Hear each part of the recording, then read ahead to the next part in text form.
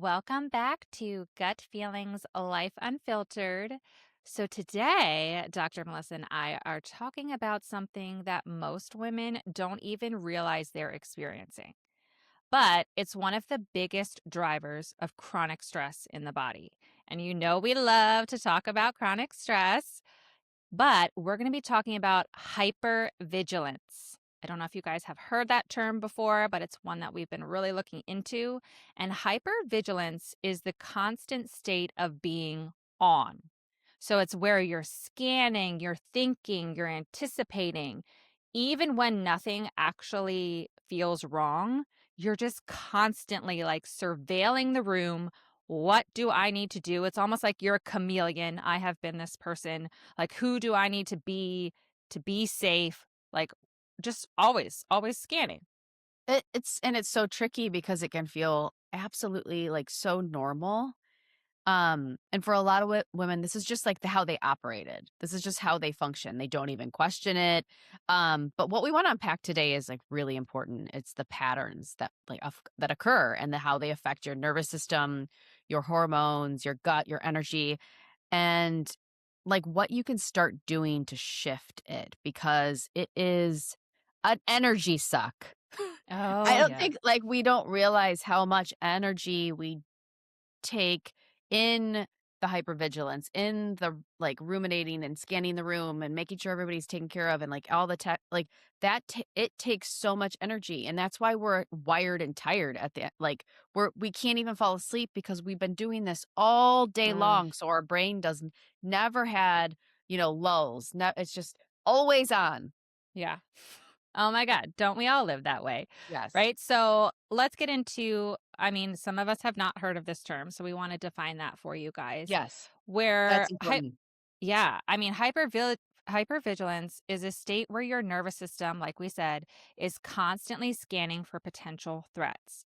So not necessarily like big obvious threats like, oh my God, there's a tiger, but like small little things, like the subtle ones where, even this part, like, did I say something wrong? Mm. Are they upset with me? Like, how often are you having a conversation? You're like, ooh, did I upset them? Like, we're constantly thinking that. We're people pleasers.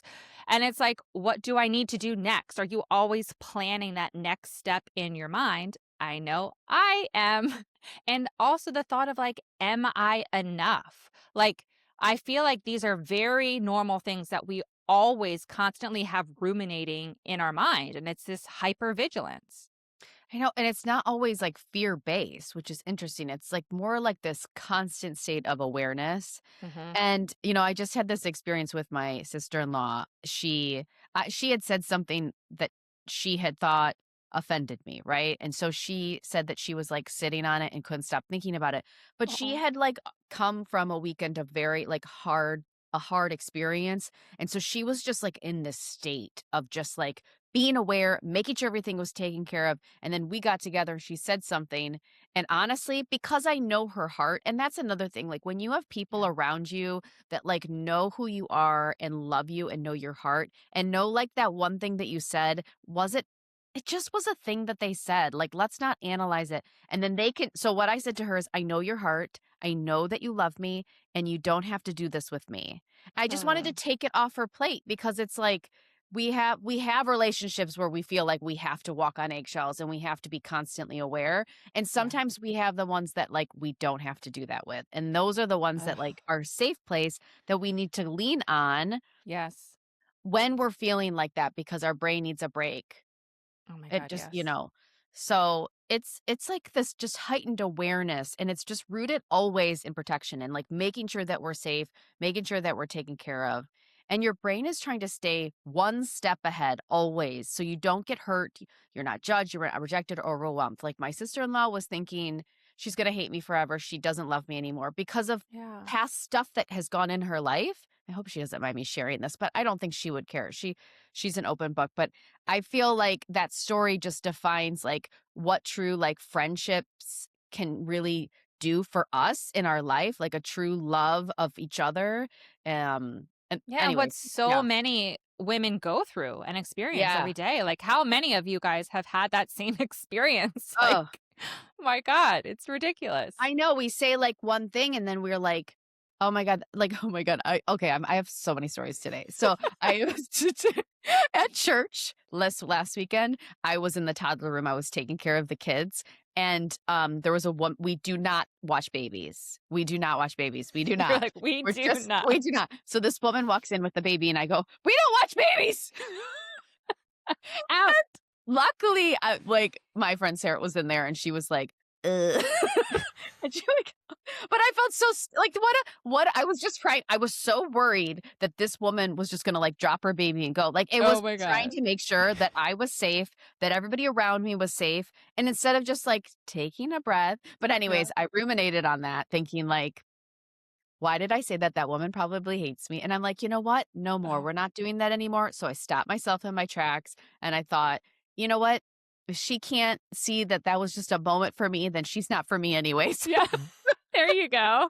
And Oh my maybe god. I'll find her and apologize, like, but Oh my anyways, so, like, I mean, I guess why do we even why develop do we this do this? pattern, man? Like, Yeah, it's ridiculous. So, I mean, it's usually learned early yeah. in our lives. Honestly, like, you're not even aware of it. It just freaking happens.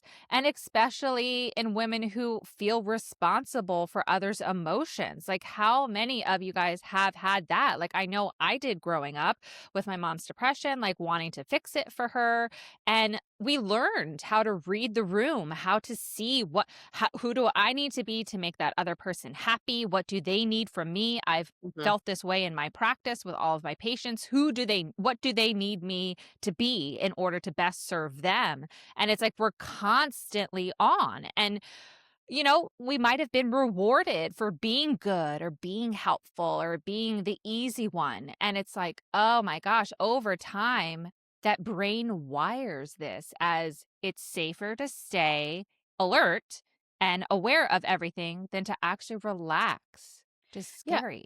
And it's become automatic. And the interesting thing about childhood when we do this, it is purely for survival because we need to make sure that our needs are met, which are very, very important because we can't live on our own.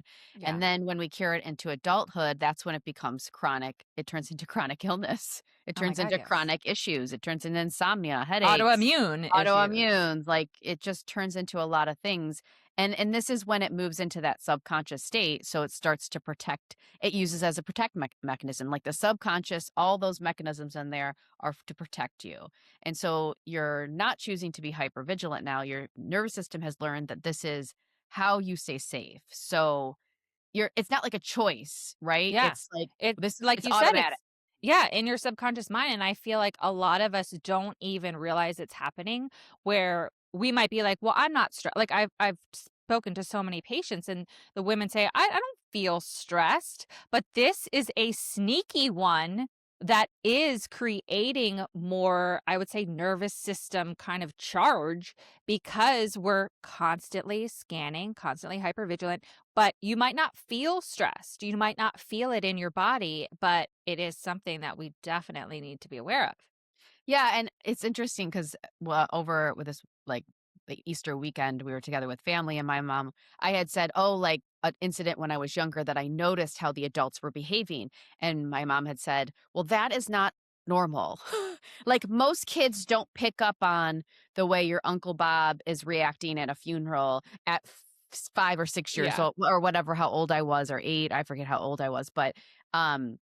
They don't usually notice that, and I was very empathetic, and it's like, was I empathetic, or was I really just super hypervigilant at a very young age? Yeah, Interesting. I know, and I started to think about, like, this how people say, like, "Oh, you have, like, a sixth sense," or "You're, like, psychic," or "You have, like, these abilities." It's like, what is the line between, like, reading a person because you just can read their energy or Yeah. reading them because you had to do that as a kid to survive? Yes. So, I don't know where the line is, but I think that we could use it as power.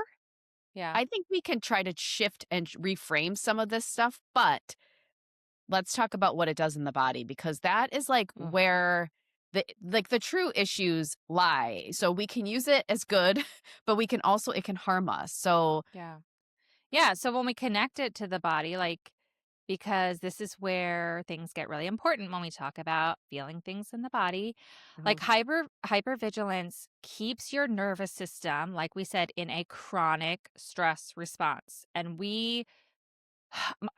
I know we talk about it all the time and we link everything to it because this is a massive, massive piece of your health and healing that needs to be addressed. And all of these things that we talk about that are intertwined all play a piece of it. So even if your life looks calm on the outside, like I said, you might not feel stressed. You might feel like, oh, everything's fine. Like I don't have much stress in my life, but internally, your body is in this low grade state of fight, flight, or a fawn response, which is the one that's like, exactly who I am, which is like the appeasing response where we feel more safe making sure everyone else is okay. It's big. We're big people pleasers. We're big feeling responsible for everyone else's health and happiness and everything, where we will put ourselves last just to make sure everyone else is okay. And it's like, oh my gosh, that's exactly who I've been my whole life. Yeah, and that has real physiological consequences. And so Yeah. this will lead to the elevated or dysregulated cortisol, the weird either like the flatline cortisol or the like my cortisol super high in the morning and then it kind of stays high in the afternoon. Also increased inflammation. So you may have more pain, you may have more you might get sick more often or blood sugar instability. This is the interesting thing about the blood sugar instability. I think that there's a real crisis here and Yeah. we all tie it back to like food and while we're eating and I know that there's a huge component of that. But if you ate like a normal meal with some carbs or whatever, like your all your foods, and then you go and freaking try to fight with the person, like your blood Yeah. sugar is going to spike. Or if you're always fighting in your mind, Hmm. always fighting, then your blood sugar is going to be very unstable. And Yeah. also this is going to this chronic stress state is also going to impair your digestion because you're chronically stressed, not just like having a moment of stress. Your body is going to do fight or flight, which means to not prioritize digestion whatsoever. It's the last priority. So over time this will impact your hormones. We talk about this all the time, your gut health, and obviously your energy levels. And so this is not just mental, it's very physical as well. I think that this is like Exactly. this subject of like how it affects you physically is so new. I like it's not new to us, but it's new to like the general consensus of the fact that there is this blend of w- chronic stress and these physical symptoms that we're having. Yeah, and it's interesting because your body does not know the difference. Like we've talked about this too, between a real threat, real something going on, like maybe you did have a trauma, maybe you did have an injury where you're like, this is what it was. But also those perceived threats, those thoughts in our minds, those catastrophizing worst case scenario, like like me, like looking at my elderly dog who's like limping around and like thinking about her dying, and it's like I'm like stressing myself out just already feeling the grief of losing her when she's still with me, like, let's not do that. But it's Yeah. like our mind is constantly scanning, and it's like our body then goes into protection mode, and I think that we don't realize a lot of our subconscious plays a massive piece in this, as well as a lot of the thoughts in our subconscious mind are negative thoughts, and I think that once we become aware of it, it's like, "Oh my god, what am I Mhm. doing to myself?"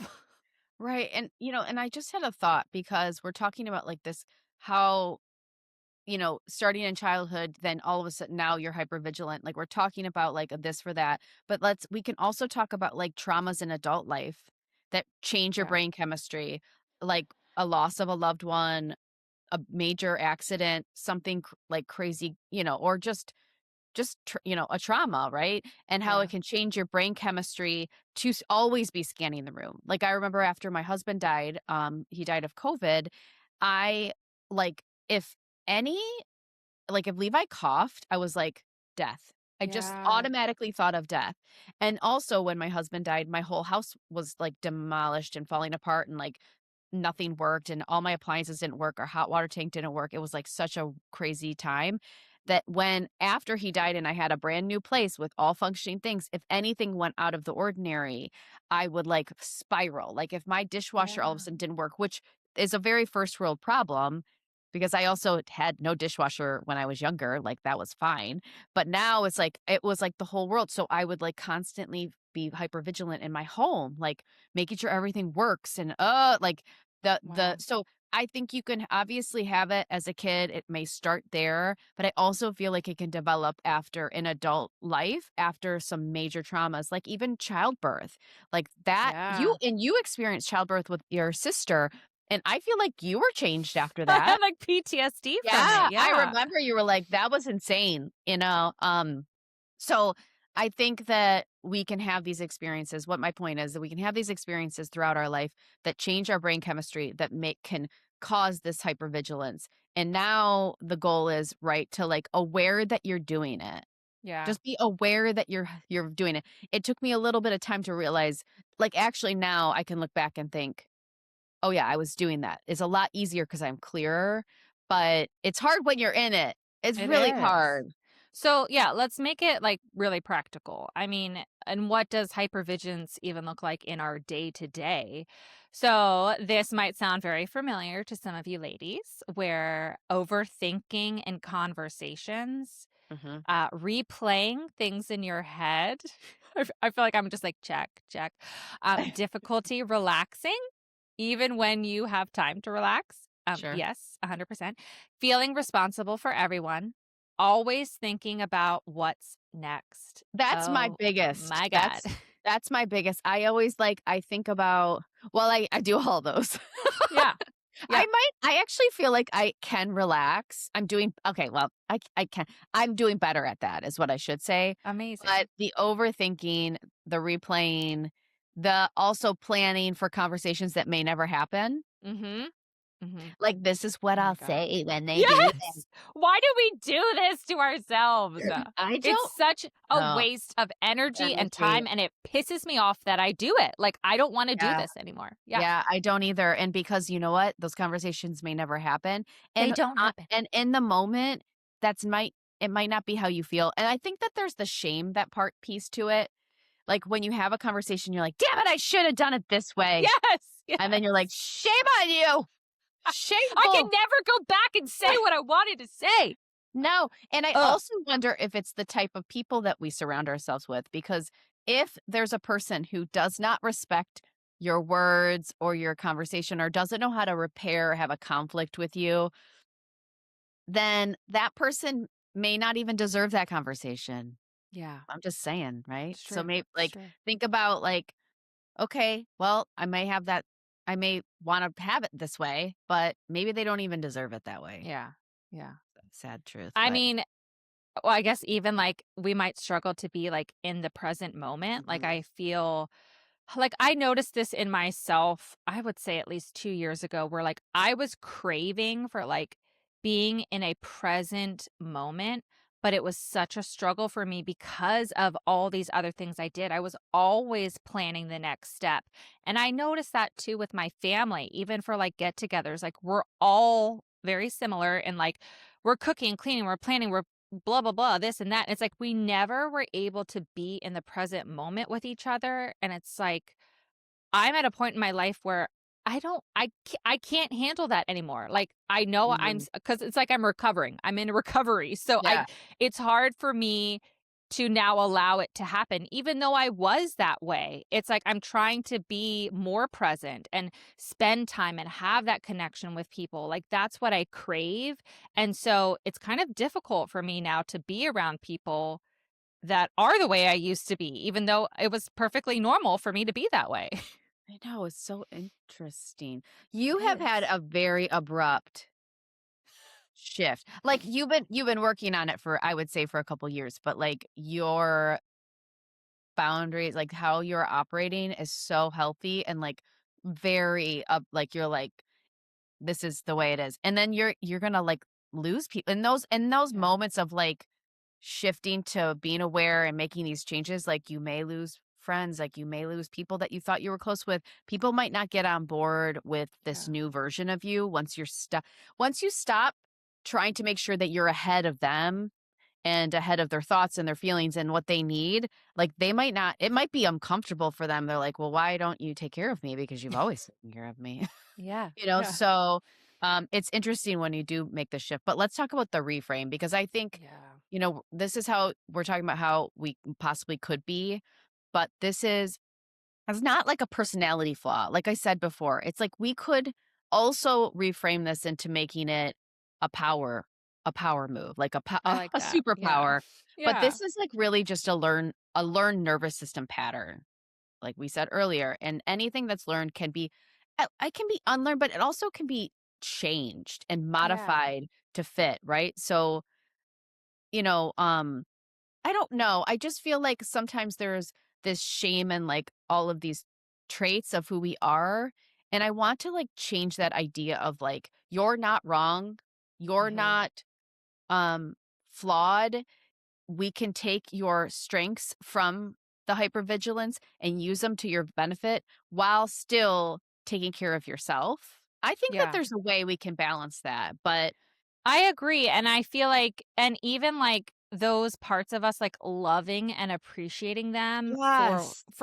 keeping us safe, for Yeah. trying to do the best for us, like, honestly, like, that's your little girl in there, like, she learned these things to, like, keep you safe, and it's like, "Oh my god, I just wanna hug her because Mhm. she's so sweet and she cares," and it's, like, appreciating that version of yourself, but being aware of it, and how can we support ourselves, our little girl that like learned these in a way of better serving ourselves where we're not impacting our health and causing autoimmune diseases?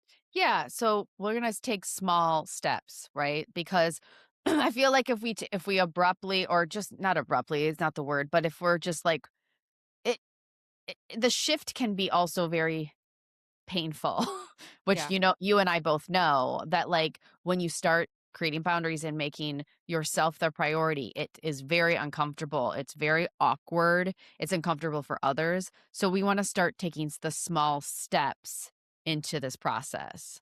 Yeah. And we want them to be doable and easy. So your Yeah. nervous system doesn't go, I'm going into shutdown freeze mode. Like, Or oh I'm just my, gonna, like, not have anybody around me and just hide in my house. I don't hide know. in a cave somewhere in the woods. Oh So my let's God. let's start with just how about just some basic awareness without any judgment? Like, Yeah. notice when you're scanning, notice when you're overthinking, when you're doing the whole, "This is what I'm going to say," or, "This is what I should have said," or, "This is what was said." Just Yeah. like, oh, notice that you're making these, like, shifts, and it's hard to do because it's the devil that we know. It's the and so try to pay attention to your thoughts and notice when you're anticipating something that's coming and Yeah. just you don't have to fix it. Yeah. Just sit with it, you know? And like if you can't stop the thoughts, keep the thoughts going, but just think about what you're thinking about. Yeah. Makes And sense. then even, like, in that moment, just asking yourself, "Am I safe right now?" Like, when we ask ourselves that, like, we can kind of switch our mind and you're like, "Oh, okay. I am safe right now. Like, nothing is Mhm. physically attacking me." And it's powerful to realize, like, I am safe. It's gonna be okay. Because most of the time, like, yeah, our answer is, "I am safe." And that helps bring our nervous system back into the present moment, like we mentioned, like, "I'm right here. Nothing's attacking me. I'm okay." Yeah, I really like that because even if you have the thoughts, but reminding your body that you're good, that Yeah. this is not like, you're not being attacked by bears, and I wonder if you could even like, if you can't stop the thoughts, but you put on your favorite song or you go for a walk. Like, there's things in that acknowledging and then letting yourself know that you're safe. Call a Yeah. friend, call somebody that you know knows your heart, that is not gonna judge you, that maybe you just need to, like, say the sentence a couple sentences out loud, like, "I just wanna say this, you don't have to respond, I just need to get it out."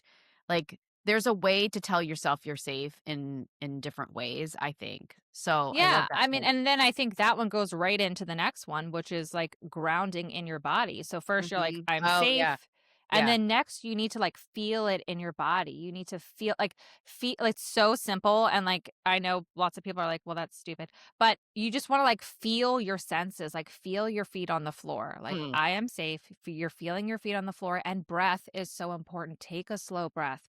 Mhm. Slow breath in and a longer exhale. That's telling your nervous system that you are safe too. Because even though in your mind you're like, okay, I am safe, your body needs to feel you are safe. And breath can actually do that pretty quickly. Where when we have like a 5-second inhale and like a Yeah. 6 or 7 second exhale, your body then can feel it too. And it's like, okay, I'm mind and body now are agreeing that we are safe and just like observe your surroundings. Cause again, it's like you're now congruent with your mind saying you're safe. You're looking around and you're like, okay, yeah, I am safe. You're feeling your feet, you're doing the breath. And then you're like, yeah, we are safe. We are safe. And Well, we get out of our head and into our body. yes. Well, I think that is such a huge part too. Like, I think a lot of us walking around so detached from our Yeah. body. Like, if you can't identify your feelings in a moment, you're not in your body. Yeah. And that's okay. I say that with no shame. I mean, with no judgment. I say that with nothing other than because I'm doing it. I do it. Yeah. It's very easy to do to get so detached from what you feel.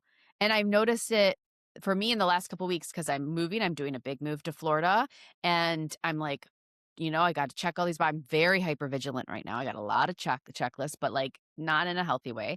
And so a lot of times I'm like, whoa. So I've been really focused on getting back in my body. And that's very hard to do because I think we could go through and do these activities and never still get back in our body. Like, Yeah. okay, I'm going to go meditate now. And you're like, well, nothing's Nope. happening. Yeah. Nothing. Don't feel her anymore. She's gone. Yeah. No, it's a practice It is what is. I'm saying. Yeah. So, um, and when this is all happening, you want to interrupt this loop super gently. Like when you catch yourself overthinking, just say, I don't need to solve this right now. Like Yeah. nothing's going to change. No forceful, just like a redirection, like what you would do with a toddler, like they're screaming about the card that they want and then just like gently guide them to the car that they have. I don't know, whatever. I'm just saying Yeah. because of my toddler. But like think of yourself as a toddler, I guess. Yeah. And then we want to create like small moments of safety throughout the day. I feel like Mhm. a lot of times we just, I don't know, we wait for a big event to happen before we like do something. But if we're kind of proactive of like telling our body that it's safe, it can be very helpful. Even just like sitting in the sun, I love to do that myself. Listening to music, like Melissa said, like that is a way of creating safety in your body. Laughing, finding somebody that like you can talk to and laugh with, like that 100% is like you're safe. And then, just being still and being present, being in the moment. Like we're always doing something, we're always on our phone. We take our phones to the bathroom with us. Like Uh-huh. we need to detach from this constant stimulus and just give ourselves a moment to just be with ourselves and be with our thoughts and be in the present, like look around, like look at the sky, appreciate what you see. Like these moments, they teach our nervous system that it's okay to relax. And a lot of us do not feel safe relaxing. I know, God. Yeah. It breaks my heart for all of us and even for myself because that damn phone is I swear to God, I I don't know. even know what to say. Like I just wish we could go back to the flip phone. I know a lot of people are like I know the millennials out there are like, yeah, I am getting my flip phone. Or even for like our kid, like Levi's not going to have any kind of phone like that for a very long time. Yeah. But it's just such a succubus because and I don't know what I mean, obviously it's a dopamine hit, but it Hmm. takes us so out of our body. Does. It's and we're losing all sense of like how to be on this earth, how to survive on this earth and love the land and love our surroundings and the nature. It's really it's such a nasty thing that man invented, but it's helpful in so many ways, but then it's so toxic in Yeah. other ways. So Oh, let's bring it back to our health. yes. Let's kind of like tie it all up with a pretty little bow. So if your body is constantly in this like hypervigilant state, it's constantly being told we are not safe. And a body that doesn't feel safe it doesn't regulate its hormones well, it doesn't digest food properly, and it doesn't heal efficiently. Yeah. So this work really does matter, guys. It's not like we're just, I don't know, making shit up over here. Like we the reason we also know is because we're living it truly to our core. I have gone through such a traumatic 4 years, and then now I'm like I'm healing. I feel like there's so many parts of me that I'm like, "Oh, thank you God that's over." And it's because I did a lot of work on myself.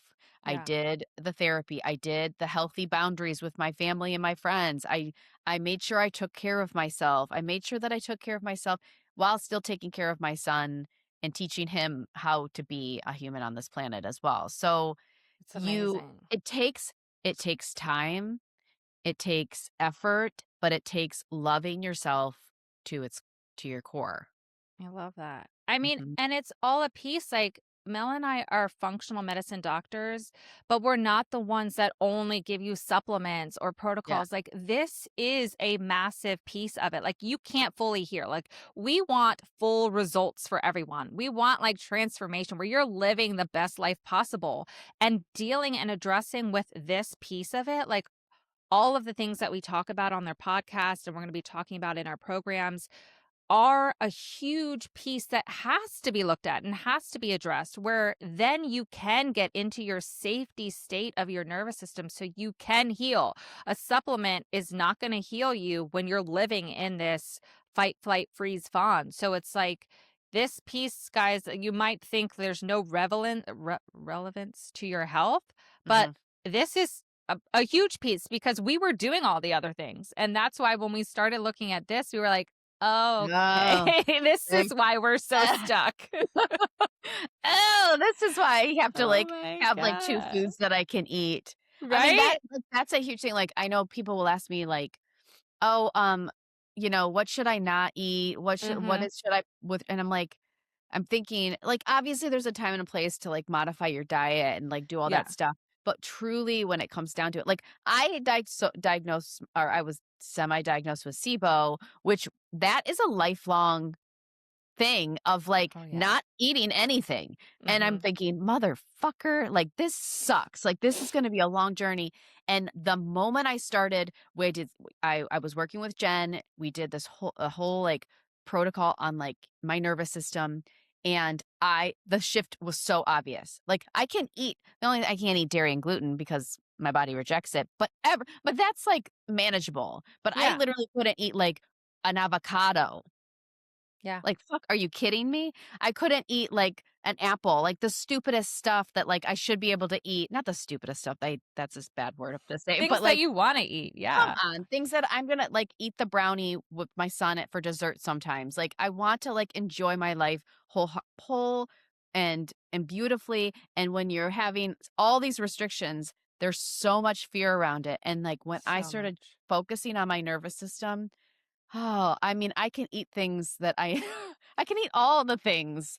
So it's Yay. yes, it's a lot of work, but you have to start acknowledging that it's maybe not all of the dietary choices that you make. It's maybe not all of the things you aren't doing right. It's maybe just starts with feeling safe in your body. It does. Mhm. That is at the baseline root of everything. Yeah. Yeah. For us So, for I all of know us perimenopausal women, I feel yeah. like anyways. I know. So, you know, you don't have to stay in this pattern, guys. Like, just being aware of it is definitely the first step. And Yep. you don't have to force your way out of it. It's about small, consistent moments of awareness and safety. Like Melissa said, just teaching your body that it is safe. And you might immediately be like, well, I am safe. But what is happening inside your body? What is happening in your subconscious mind that might be telling you that you're not safe? So, it takes time, like Melissa said too, and it's worth it. Like rewiring your nervous system is totally worth it because everything will improve from there. Yes. So I hope you enjoyed this episode, and we will see you on the next one. Bye guys. Bye.